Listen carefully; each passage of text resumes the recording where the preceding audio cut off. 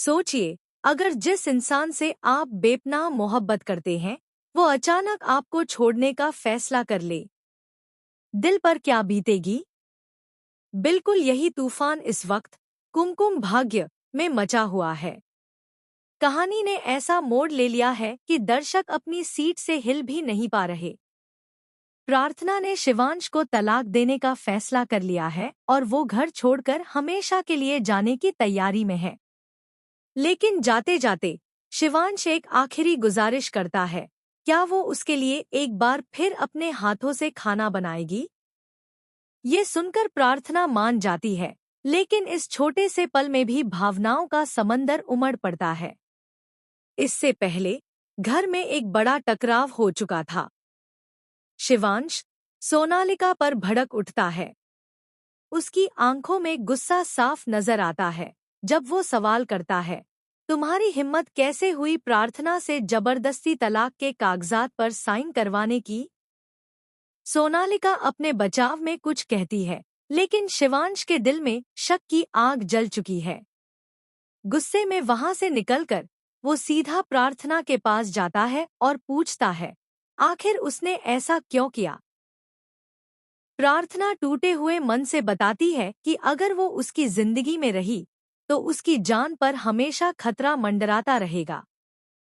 बुआ माँ ने उसके मन में ये डर बिठा दिया है कि उसकी कुंडली ही अशुभ है और जिसके साथ वो रहेगी उसकी जिंदगी खतरे में पड़ जाएगी।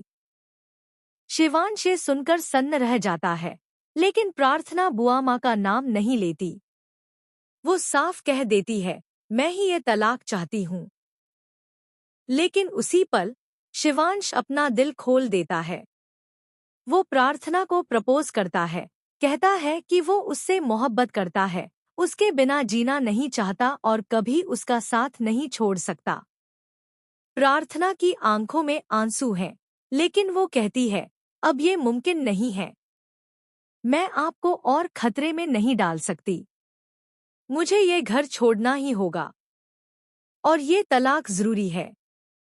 वो तलाक के पेपर्स उसके हाथ में देती है और शिवांश कहता है, मेरे पास पेन नहीं है।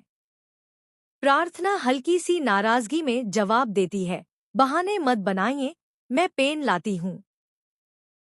तभी शिवांश धीरे से पूछता है, क्या आखिरी बार मेरे लिए खाना बनाओगी? ये सुनकर प्रार्थना का दिल पिघल जाता है और वो हामी भर देती है। इमोशनल होकर वो रसोई में जाती है, लेकिन वहां सोनालिका आकर जहर घोलने की कोशिश करती है। तुम्हें लगता है खाना बनाकर तुम यहाँ रुक जाओगी? ऐसा नहीं होगा, तुम्हारा तलाक होकर ही रहेगा। फिर भी प्रार्थना अपना काम पूरा करती है। प्यार से खाना तैयार करती है और शिवांश के कमरे में ले जाती है। वहां शिवांश बेचैनी से उसका इंतजार कर रहा है, क्योंकि वो जानता है कि वो उसे खोना नहीं चाहता। जैसे ही प्रार्थना उसके सामने बैठकर अपने हाथों से उसे खाना खिलाने लगती है, माहौल इतना भावुक हो जाता है कि शिवांश के आंसू थमते ही नहीं। अब सबसे बड़ा सवाल ये है, क्या सच में शिवांश इन कागजों पर साइन कर देगा? क्या इन दोनों का रिश्ता हमेशा के लिए खत्म हो जाएगा? और क्या बुआ माँ और सोनालिका की साजिश का सच कभी सामने आएगा? आगे की कहानी में क्या होगा, यही देखने के लिए दर्शक बेताब हैं।